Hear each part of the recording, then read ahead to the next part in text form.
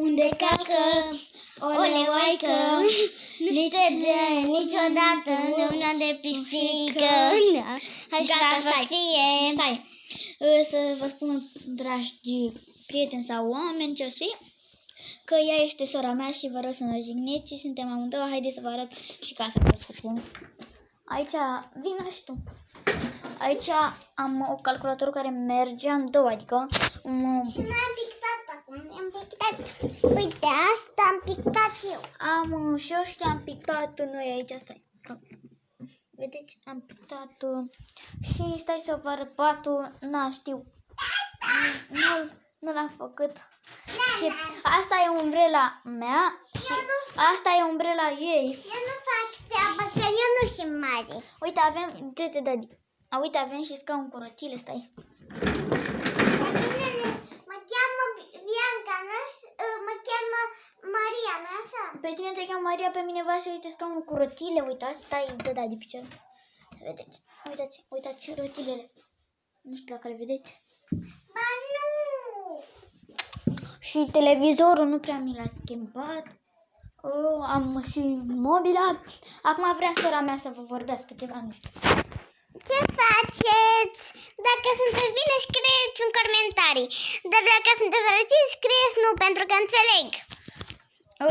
Acum cu carantina asta, virus, trebuie să stăm depărtați. La școală mereu mască. Și vă rog să nu luați coronavirus, pentru că stați mai în casă și când ieșiți cu măștile. Noi la copii n-am mai ieșit de 4 zile că suntem la oraș. Noi suntem la oraș, știu, avem ca la țară în casă, dar mie mi se pare că cu sora mea că nu avem ca la țară în casă și că noi suntem pe bune acum, nu vă mint că noi chiar suntem la oraș aici. Și la oraș ați văzut că unele case sunt ca la țară. Și noi suntem la oraș și mâine mergem la țară și mâine o să facem niște videoclipuri când o să fim pe afară la țară, să vă arătăm și la țară cum este. Vă dau un pupic și n-am mai vorbit cu sora mea.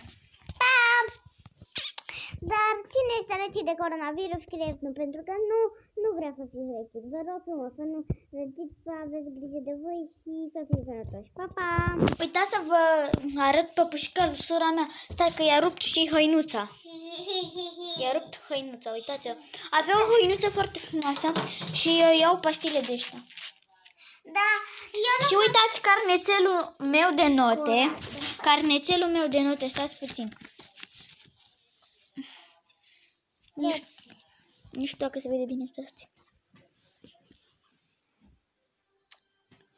Ei este în clasa 0, eu în clasa 2, eu în clasa 3. Eu sunt în a 1-a. Da, chiar este în a 1-a, așa. Uitați, carnețelul, am prea multe note de la grădiniță. Ia-uzi la grădiniță, bine, hai, pa, vă pup. Dacă vreți să scrieți ceva în comentarii, scrieți. Și vă așteptăm cu mult drag să ne scrieți că vă răspundem. Pa, vă pup.